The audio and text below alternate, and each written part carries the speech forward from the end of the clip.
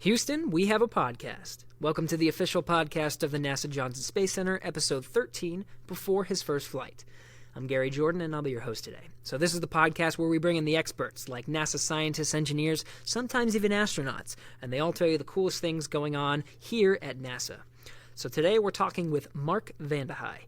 He's a U.S. astronaut here at the NASA Johnson Space Center in Houston, Texas, and he just launched to the International Space Station on September 12, 2017, to go to space for the very first time.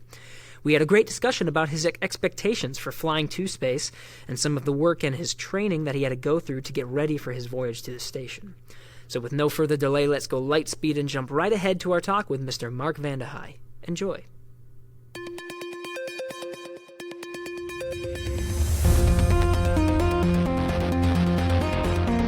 T-minus 5 seconds and counting. Mark. Launch commit lights are correct. Here she goes. Houston, we have a podcast.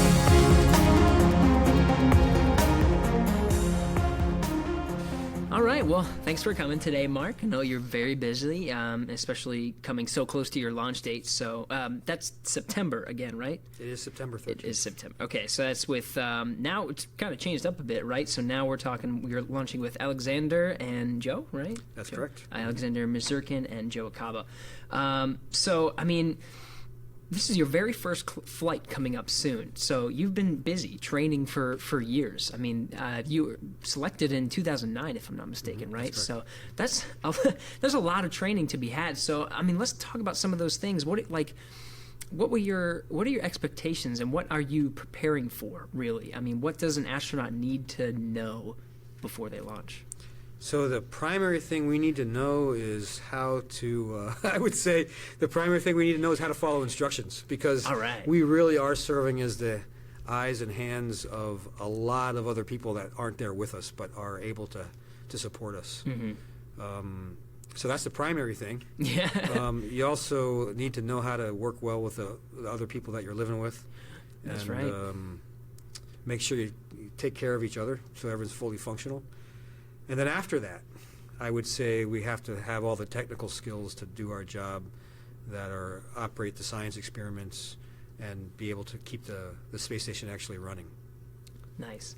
Now, I mean, so we talked a little bit on a previous episode with Randy Bresnick about some of the things you have to learn, but just like an overview of some of the things, like in terms of knowing what to do on the station, you're talking all the different systems, right? So Comrade described more, fixing the toilet and also, learning how to do an EVA and everything in between. Yeah. So is that kind of what you've been doing over Absolutely. these past? I've got Comrade's going to be the commander, so there's certainly some additional things he's had to learn. Okay.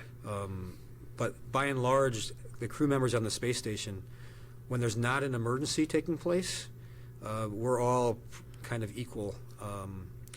Certainly the commander, when an emergency is happening, that's the person that's making those tough calls and pulling the team together. And he'll also coordinate on behalf of the entire team.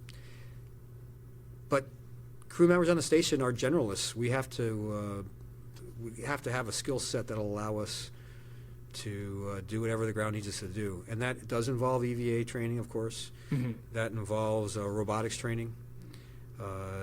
That involves medical training too, just in case something comes up where we have to take care of each other. That's been pretty interesting. Yeah. Did Comrade talk at all about that? About the which part? The medical training? Yeah. Oh, yeah. Just a tiny little bit. We actually only had about 25 minutes to talk. Okay. So he talked. I mean, mostly a little bit. He said, I mean, you have to know kind of the basics of medical training in case if there's an emergency situation. But he also mentioned that you can call down doctors and they can walk you through some of those things. And I guess that kind of helps, right? Because especially not being a doctor, and you guys, one thing I said last time was, you have to be a jack of all trades and a master of all in sort of in a way, I guess. You have to really know the systems. In a way, but the ground is always there to help out. That's true. For example, we had an event that involved us simulating that one of the crew members needed CPR. And it had been 6 months at least, maybe even a year since my previous training on that, and the instructors did a good job of saying, okay, go for it. So I knew I should do chest compressions. I knew I should do breaths periodically. Right. But I wasn't 100% certain of what number of breaths, what number of repetitions. Right. So I just started. And then they reminded me as part of the training that, hey, look, when you had that uncertainty, you did a good job getting started, but the ground's there to help answer that question. You could have said, hey, we need this conference right now, and let's get a doctor talking to us and make sure we're doing the right things.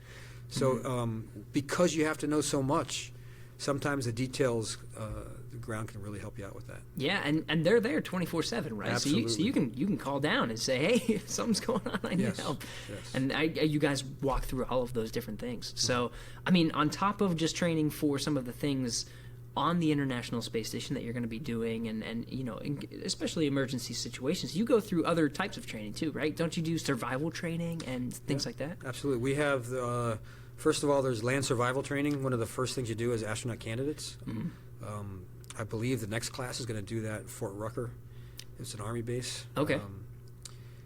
Then there's land survival training. No, I already talked about that. There's land survival training that we do as astronaut candidates, and then the next survival training you do is actually after you're assigned to a Soyuz crew. There's winter survival training in case your Soyuz lands someplace where the search and rescue forces can't get to you as quickly as you'd like, and you may have to, be someplace in the winter in Russia and have to be able to survive for a couple days. Oh, wow. Worst case. Right. So we do that training. That's also a very good time for the crew to bond with each other, as you can imagine. There's also, nominally, the Soyuz lands on land. Right. But we also have water survival training. Okay. Just in case it does land on water. Just in case. Well, if there's a really urgent need to descend, then we're not going to worry about where on the Earth we hit. Right. Possibly, if it's that. Normally, we're very... A lot of bad things have to happen in a row to get to that point. Yes, we really want to land in specific places, but just in case, there's the option, and much of the Earth is covered with water, so we learn how to deal with that situation as well. So you did do the winter survival training, right? You had to go through that. Do you have any good stories of, you said it was a good time to bond with your crewmates, so are there any good stories Sure, from yes. So the training consists of staying out for us. We stayed out for 2 nights. The first night, you egress the Soyuz capsule that they put out in the forest. We've got a really good set of cold weather gear that we put on, and so we put all that stuff on, and then we use the seat liners that are molded to us. Those that are in the I would call it kind of like a bucket inside the Soyuz. Oh.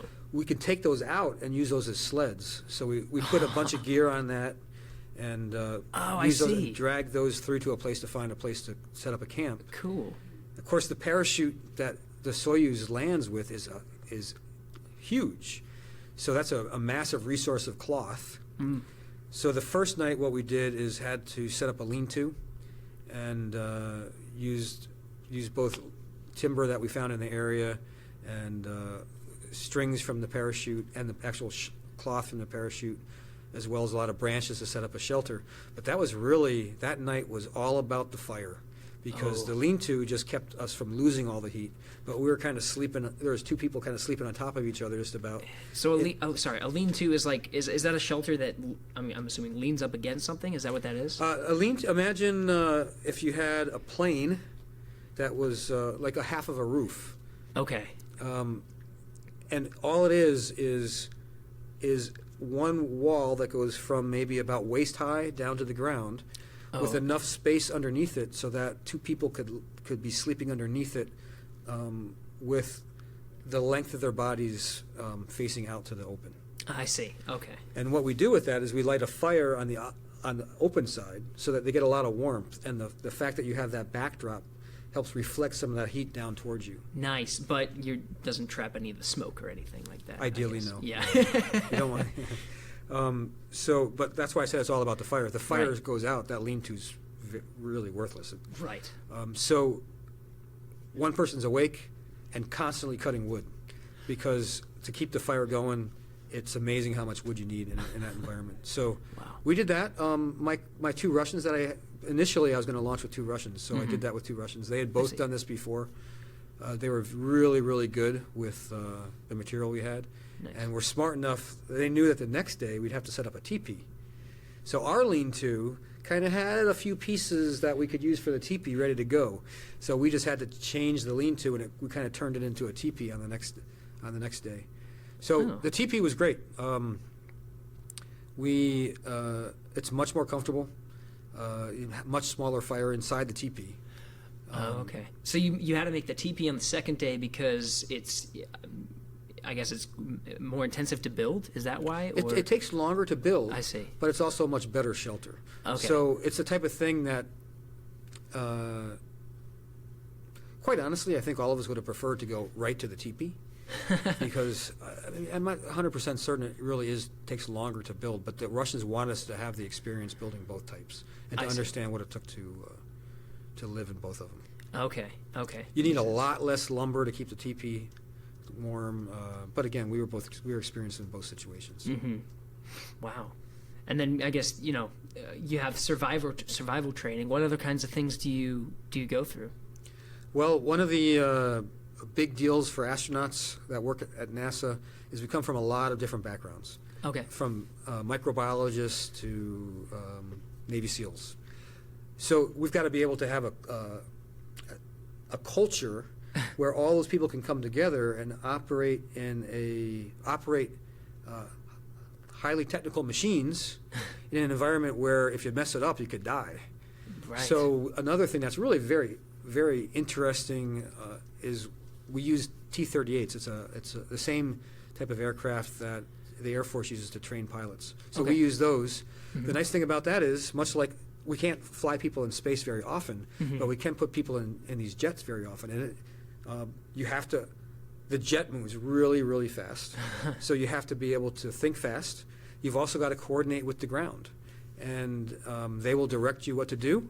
And at times you have to make decisions that require you to say, hey, like, I get what you just said, but we really need to do this because we're in a tough situation, for example. Okay. And you have to coordinate with the other crew member because it's a 2-cockpit aircraft. There's a pilot and typically we call him a backseater. You work as the navigator or communicator in a nominal situation. And was that your job?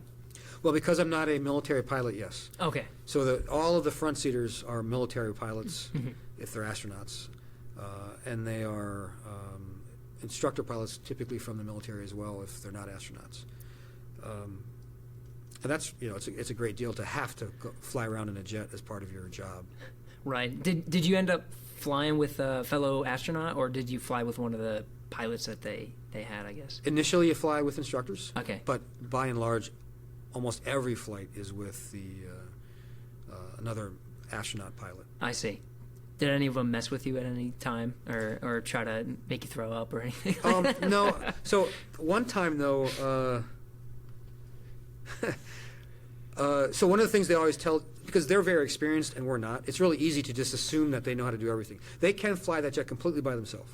Awesome. So it can be a little intimidating when you get in the back seat. You know the front seater can do everything by themselves. Mm-hmm. But they really want you to be engaged and recognize that if they do something stupid that would kill them, it's going to kill both of us. Right. You're a nanosecond behind them.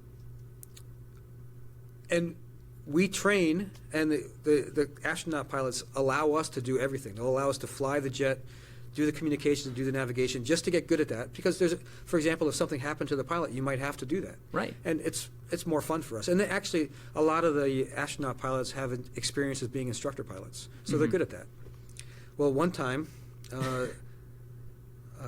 Barry Wilmore was trying to make sure I was paying attention, and I was supposed to be climbing to a specific altitude, and just maybe about 500 feet before I needed to start leveling off, he said, "So, where do you go to church?" And I stopped paying attention to what was going on in the jet, and then I started talking to him, and then he did that on purpose so that he said I recognized I needed to prioritize what I was doing in the jet more, and so then he waited till I was really flying straight through the altitude I was supposed to be leveling off at, and said, "Check your altitude."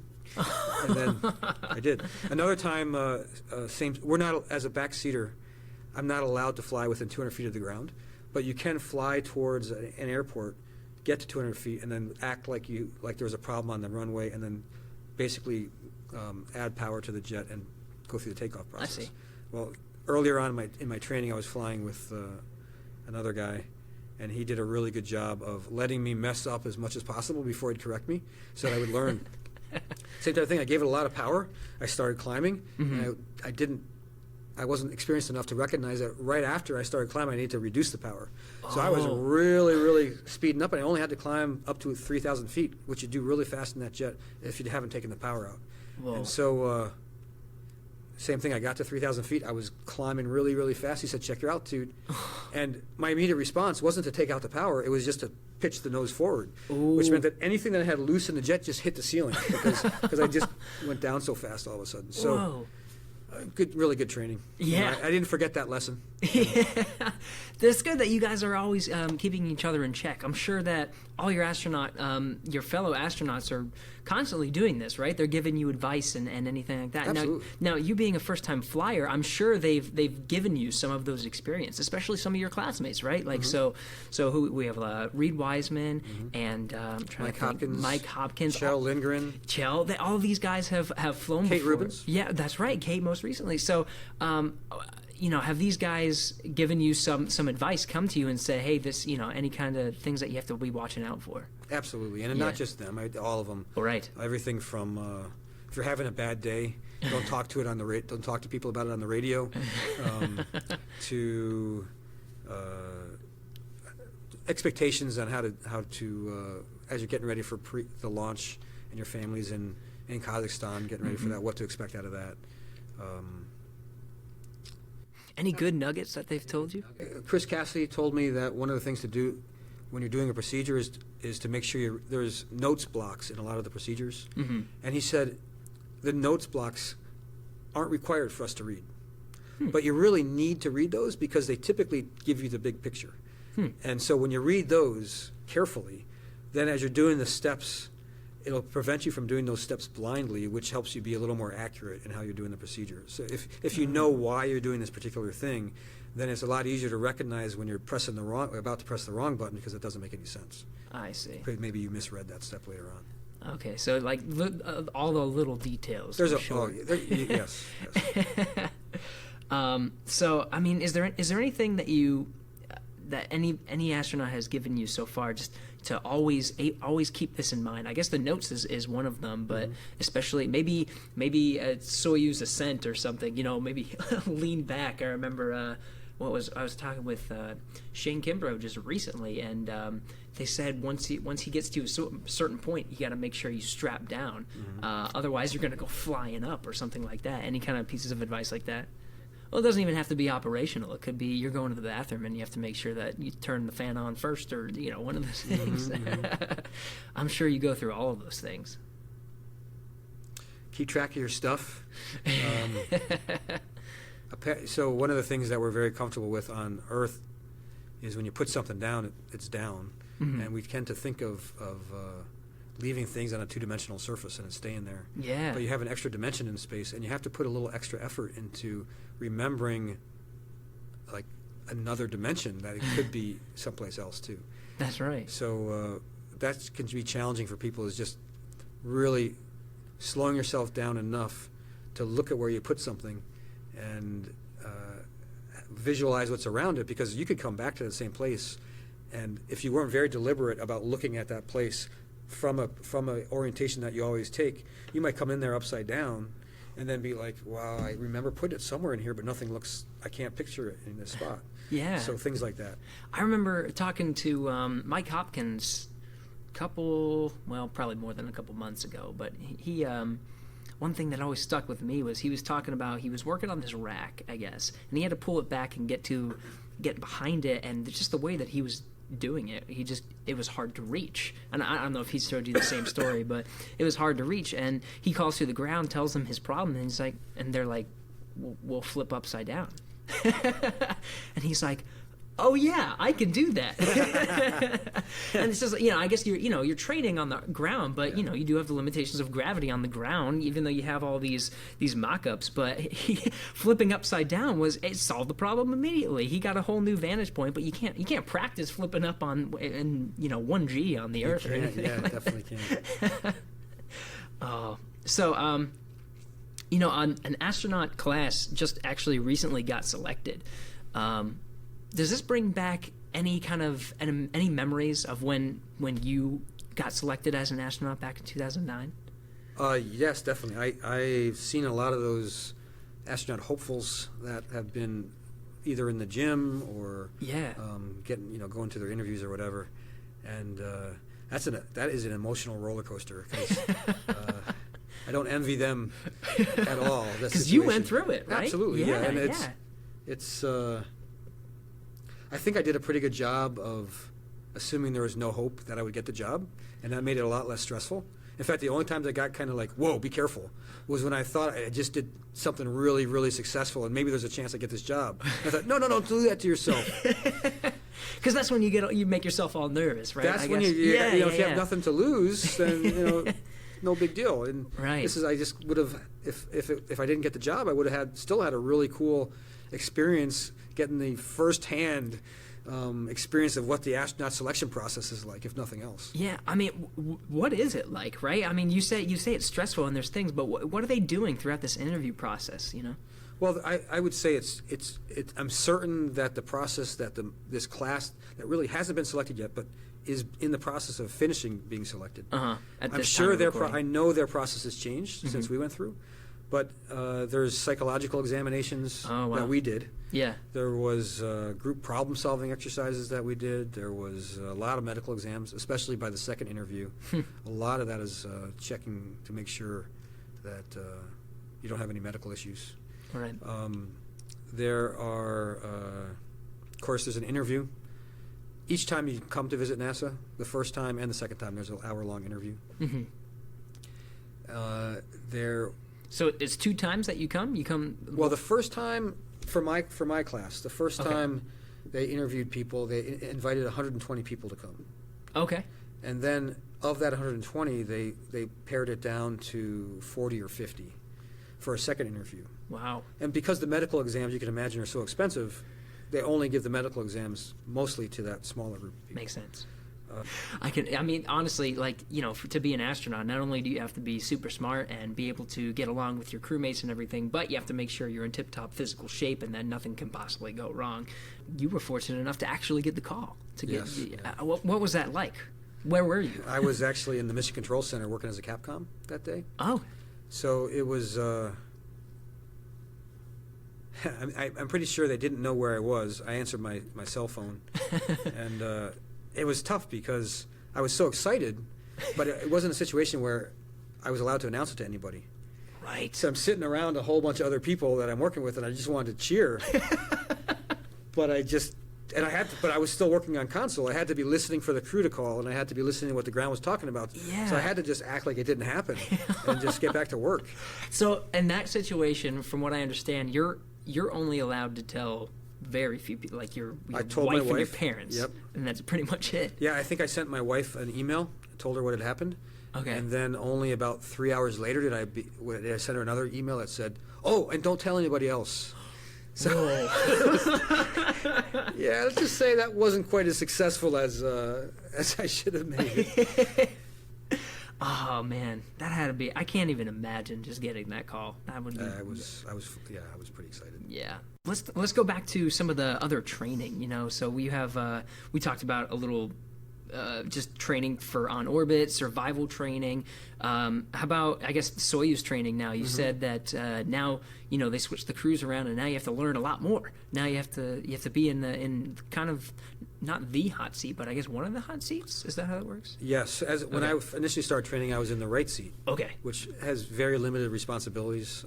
The crew. Well, example, Jack Fisher and Fyodor Yurchikhin, when they launched, they didn't have anybody in the right seat. Right. You don't need someone to be there. Okay. There are some things that are more uncomfortable for. It's very, very helpful to have a right seater.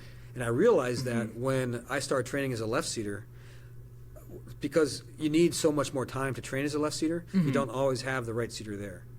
And so just having an additional person who you can say, hey, remind me tell me when 5 minutes goes by, or calculate at what rate the pressure is dropping so that we can figure out how much time we have can we wait to land at our nominal landing spot, or do we have to start the landing process immediately wherever that takes us? I'm talking about situations in the simulations in Russia where you're making it a really bad day in the Soyuz. Right, yeah. So when I changed to being a left seater, it was you're really helping to operate the spacecraft. And the training's good, but you can imagine the first time you're in there pressing buttons and recognizing that if I mess this up, this is really going to be bad.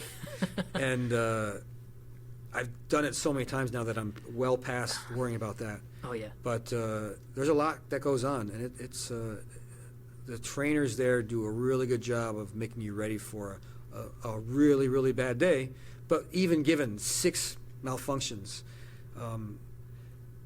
for example, one of the simulations that I don't think I'll ever forget was we were docking with the space station, and the automatic systems to dock stopped working. So the commander had to take over and do everything manually. And then we got up to the space station. We made contact with the space station. I was expecting the simulation to end any moment, because all we had to do at this point was the way the Soyuz docking mechanism works is there's a probe that sticks out the front. And then once it makes connection with the space station, then the next step is you retract that probe, and that draws the 2 spacecrafts together. Okay. So we're in that situation. We're connected now to the space station. But the retraction mechanism didn't work. So we couldn't get that last distance to close the gap with the space station. And so we're going through the troubleshooting for that. It wasn't nothing had to happen super fast. We had time, so we're kind of going through that procedure. Okay. And then in the midst of that, suddenly simulated smoke started coming from underneath the spacecraft. Fantastic. So here we are. So in the midst of that, we had a fire where we couldn't get to the space station. We had to do an emergency undocking, and then we had to go through the whole emergency descent process. Wow. And it was just it was a lot of tons of stuff that had to happen really fast at that point. Wow. Yeah, because I mean, if you're going through this simulation, you think, like you said, this is the last thing. Yeah, I was mentally kind of on winding down, like, okay, it won't be long now, we'll be done. And then it was like a whole other simulation started. Wow. Oh my gosh. The things you guys have to go through is just unreal. But it's really kind of cool too. It is. But that's what you have to do, right? So a lot of the training is not only kind of understanding the systems and doing just the day-to-day stuff, but really, hey, if this scenario happens, this is what you do. If this scenario, like a lot of procedural stuff. And not only that, but it's important that we're doing it as a crew, because the styles of each person are different, and understanding what the expectations of that Soyuz commander are for me as a left seater versus the crewmate he had, who had trained for years to do that role, where I was getting another 6 months to do that role. Yeah. So the teamwork aspect is huge. Right. I mean, that's true for some of these things, but also, I guess, EVA training in the neutral buoyancy laboratory. So I'm sure you've done that before, right? A lot, yep. Yeah. So how often have you been in doing that kind of training, and sort of what is it like? Before I got assigned, I did it about an average of 7 times a year. Okay. And I think I was kind of pushing to get more opportunities to do that. Okay. Now that I've been assigned, it's probably been a little less than that. Interesting. But it's always it's typically 6 hours underwater. Right. In the external mobility unit is what we call it, the spacewalking spacesuit. EMU.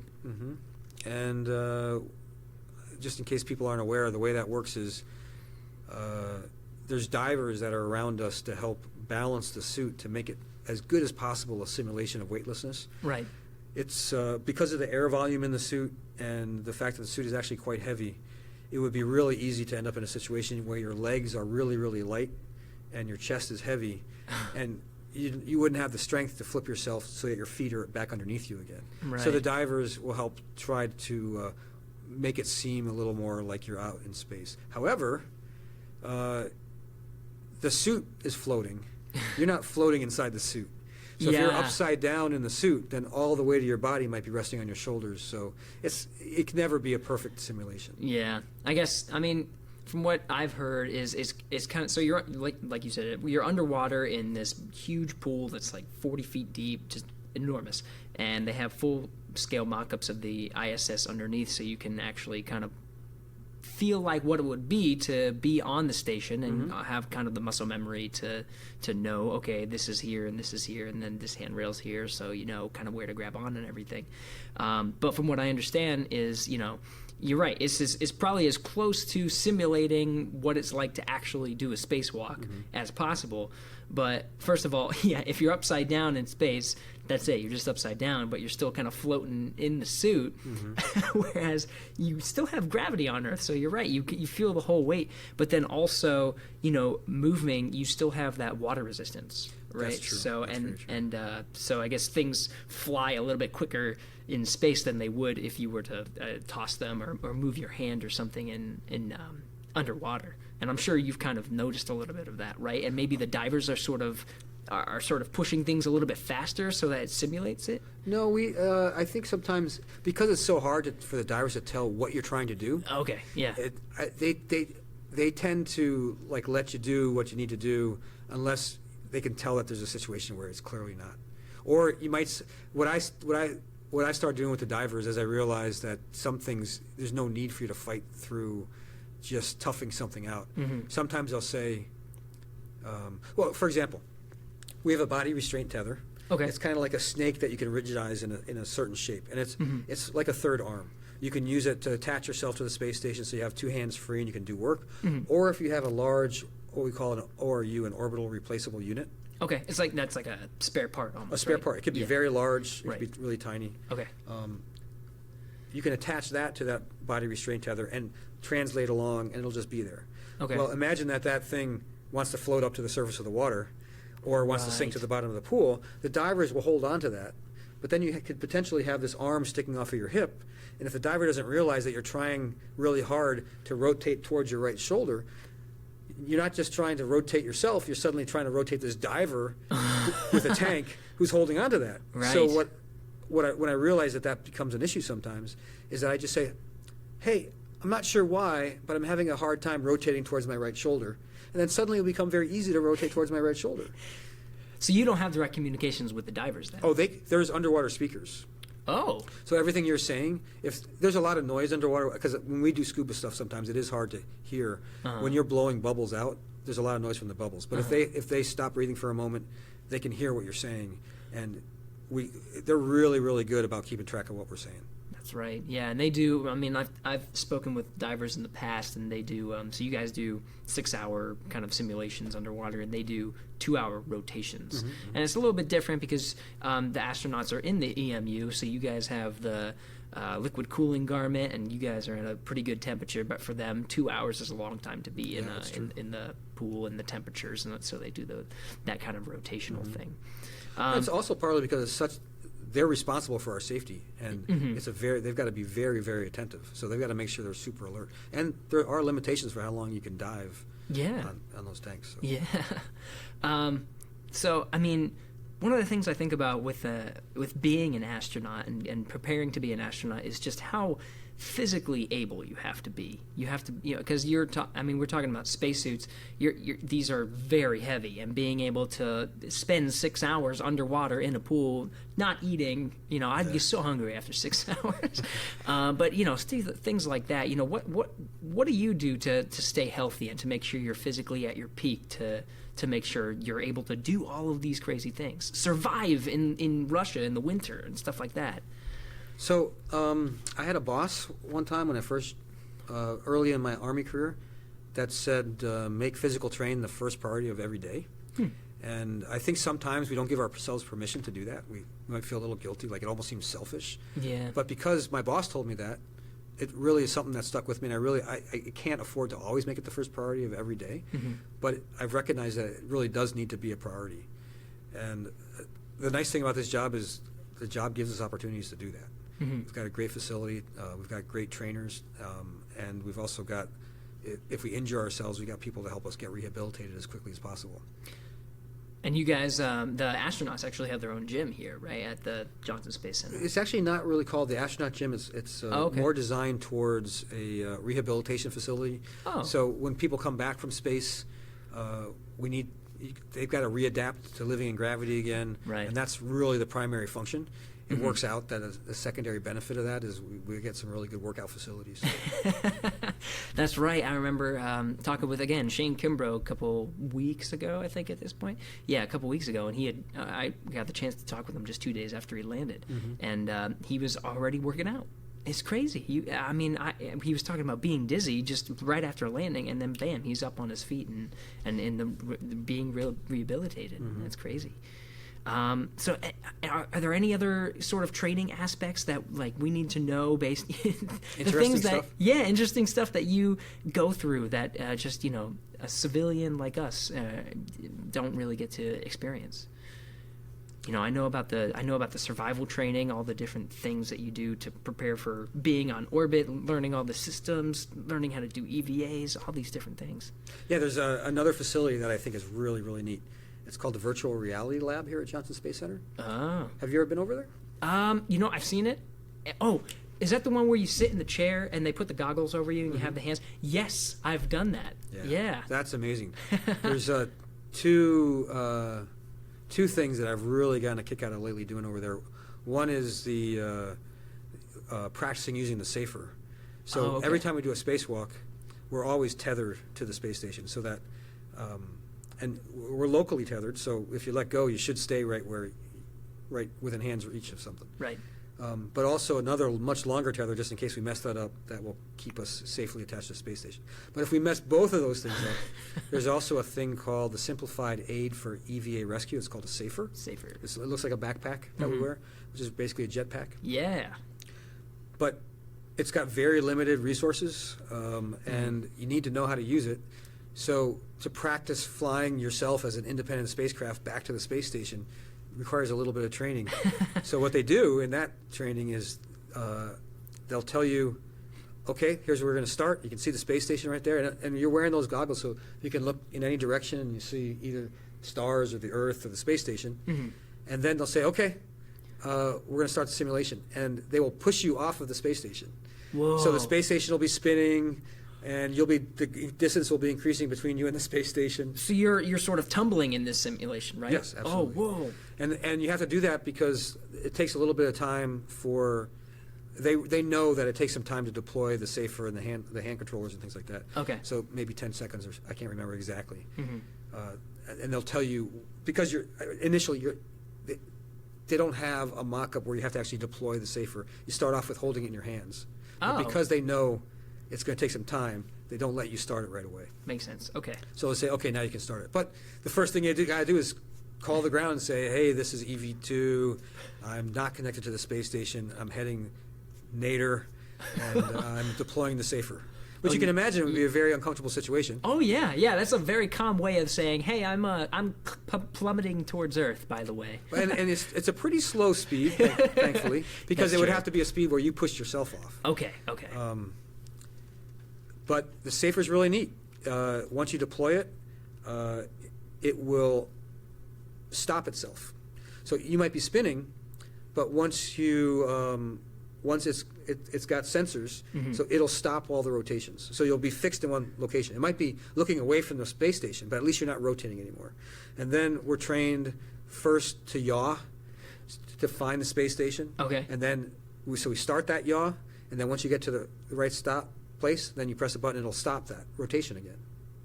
Fancy. So you can basically give it a little bit of an impulse. Don't use up much of the resources. Right. You wait, be patient, wait for the space station to be lined up, and then you stop it. And then you can adjust your pitch. Okay. Give it just a little bit, be patient, wait so you're just lined up. And then you change it from adjusting rotations to adjusting the translations. Okay. So ideally at that point you're lined up exactly where you want to go, which should be exactly where you left from. And then you just give it a positive X, so you start translating directly towards it just a little bit.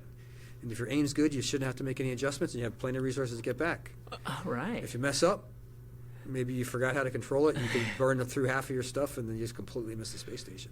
Okay, so it's not like a jetpack how you would imagine in like a sci-fi movie where you're just kind of zooming around. It's stop, press a button, turn, press a button, lean forward, or whatever. And you don't want to overdo any of the Right. things. You want to do everything you want to be very calm about it. Very methodical, yeah. And they'll do it at a variety of locations.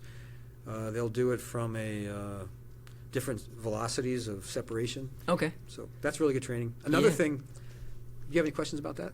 No, well, I mean, the one thing I was going to ask was, do you guys have a competition to see how accurate you can go on that first? Because you said you got to line up, and the hope is that you press the button once and then you go right where. Do you guys have competitions to see who's the most accurate? I haven't ever walked out of there and tried to compare how much propellant I had left to somebody else. But maybe that might be a good thing to do in the future. We'll have like an astronaut Olympics. Yeah, that would be fun.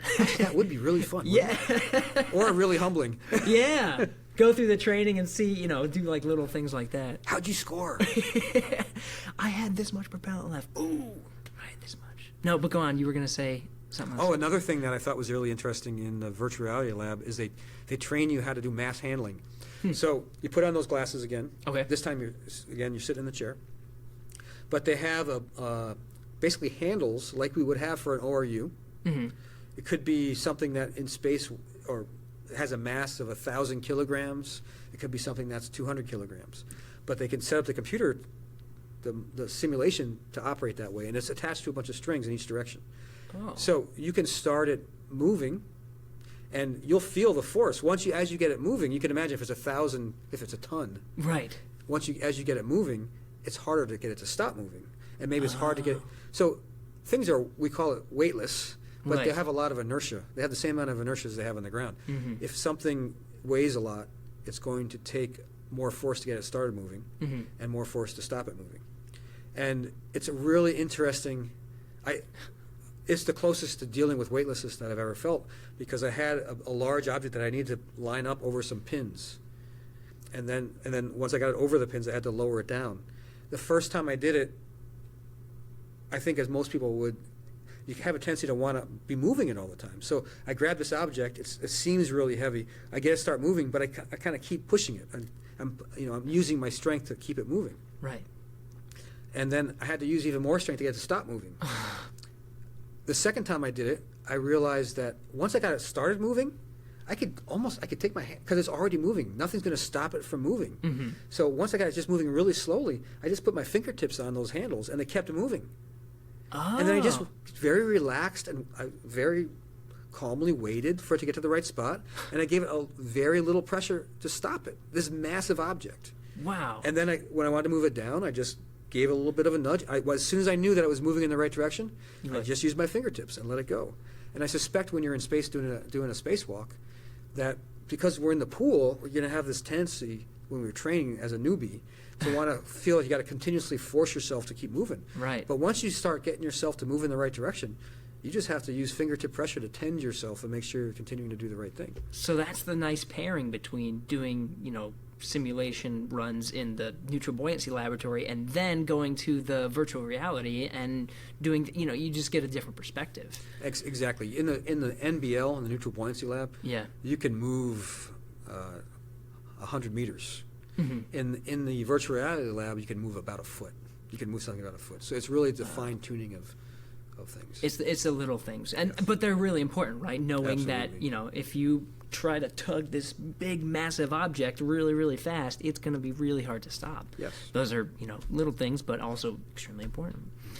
All right, well, Mark, thanks for taking the time to actually sit down and talk through some of the astronaut training and what it was like to be selected as an astronaut, all of the above. I know you're very busy, so I know this is a big chunk of time for you, so that was awesome. But for the listeners, if you want to know more and follow Mark's journey once he goes to the International Space Station, stay tuned till after the music closing credits that we have here, and we'll tell you exactly where you need to go. So thanks again, Mark, for coming on the show. Thank you.